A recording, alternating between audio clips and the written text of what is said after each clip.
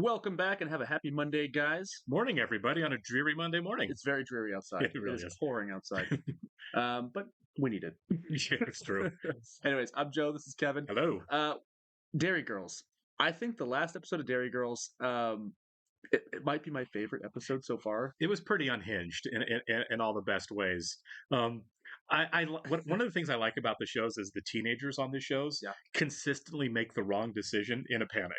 When they panic, they do the dumbest things, and it's always the James's brilliant idea of flushing the scones down the toilet. The simple fact that she made based scones and like 50 of them for the four of them to eat.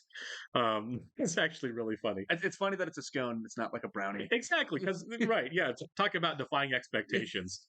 And I still like every time I think about it, that the wide shot at the wedding of the old lady kind of obscured dead on the floor, and everyone just kind of standing around, and they're just being like such a small focus of the shot was I just thinking about it is I know like whoever the DP is that made that shot was like, that guy's got or girl has a sense of humor, right? That person has a great sense of humor. I wonder if that comes from the director. You know what I mean? Just being like, no, it's funnier back here. You know?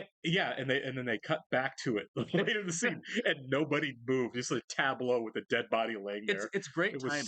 It was so good. It was really great visual storytelling. Those of you that are uber fans of the show, by the way, thank you for suggesting the show. Yeah. What else has this director or I keep forgetting her name. Yeah. I need to commit this. Let us know what else she's done. Does she have other Netflix now series? that she's done with the show? Yeah, is there something else that she's working on? The show was very brief, right? Yeah, 3 seasons. Like 18, right. 18 it's kind of like Fleabag was when we watched that. Just like, I can't believe it's already over. It's like, I love British TV, but it's like, I need more of it.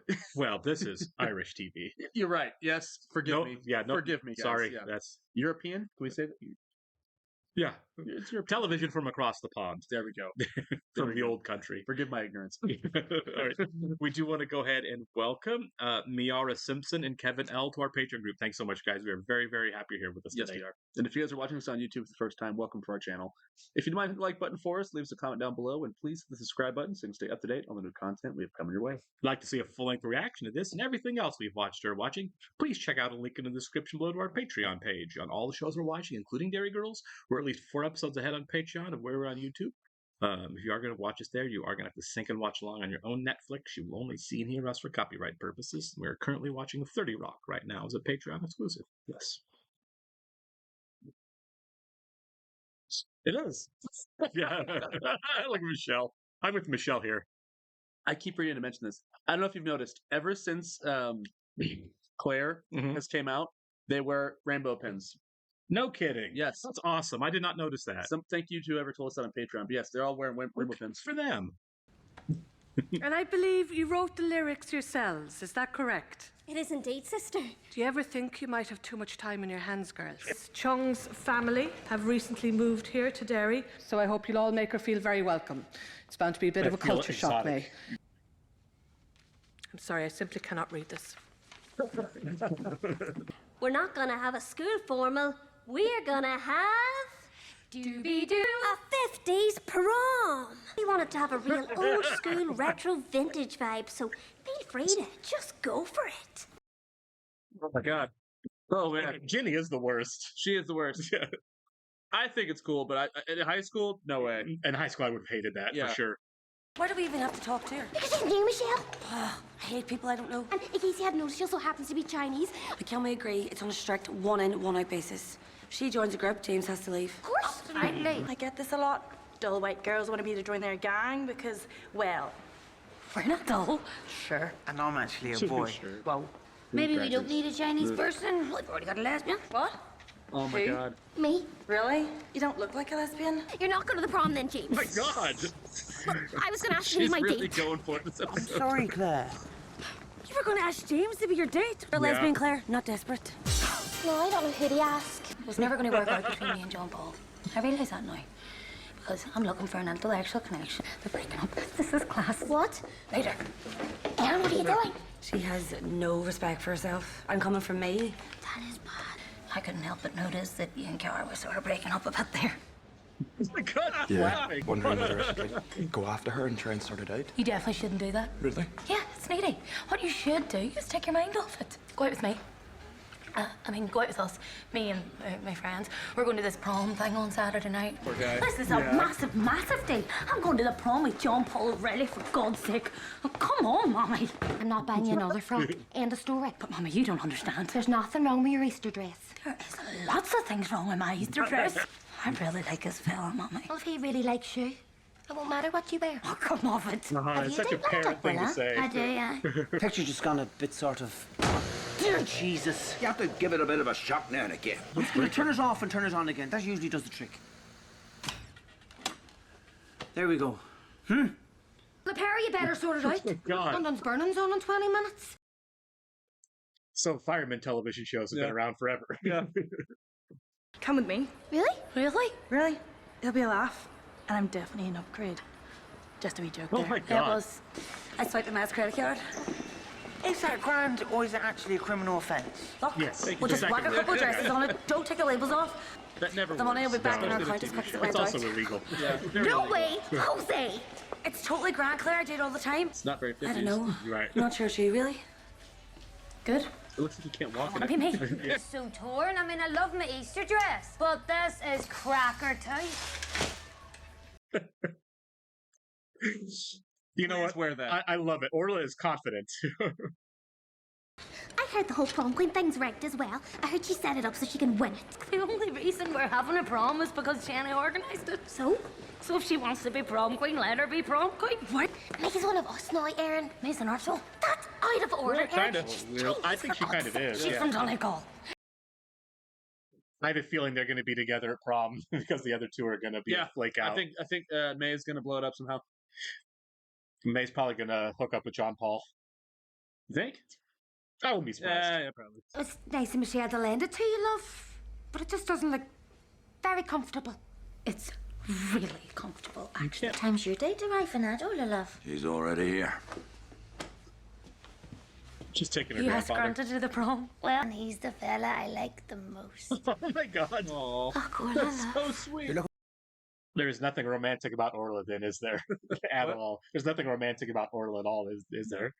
She's so innocent. You know? Yeah. No, that's not going to go well. Is he not going to show up? That could be a possibility too. Yeah. Don't worry, she won't get away with it. What? The prom queen thing. Let's just say she'll be wearing red, all right. Oh my God, Carrie even Carrie. situation here. Yeah. Christ, I'm at my wit's end trying to keep them two lads apart. What? You don't bring Kinda boys like to her prom, did you, Michelle? Yeah. I couldn't make up my mind. Yeah. Just go. Just go, yeah.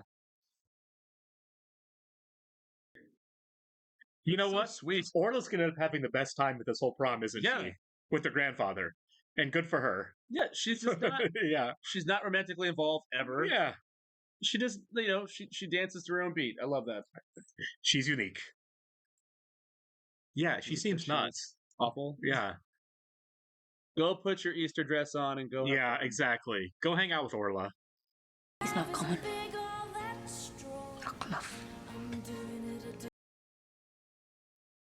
You know what makes it really sad too? The whole family's there waiting with you. Like, Yeah. that would suck. Okay, it's not a Crete convention and it's not important. Shall we go? James is Can you give great. me 1 minute? Great moment. This is a really great move by her mom and by James. Yeah. Good. By the way, I would like to also point out James is better looking than almost all the other guys on this show He is, anyway. right? Yeah. I feel like women would be throwing themselves at him at this school. You were right. I was jealous. May's just so cool and exotic, and you liked her so much. And She's she was talking about how she wasn't going to let Jenny get away with the whole prom queen thing. Jesus Christ, look. Above the stage, look. Oh my She's God. not gonna do a carry. It's time to crown our prom queen. What did I tell you? I well done, Jerry. And our How is he the prom focus of queen this? is. Hey, stop. Claire's gonna get so much trouble.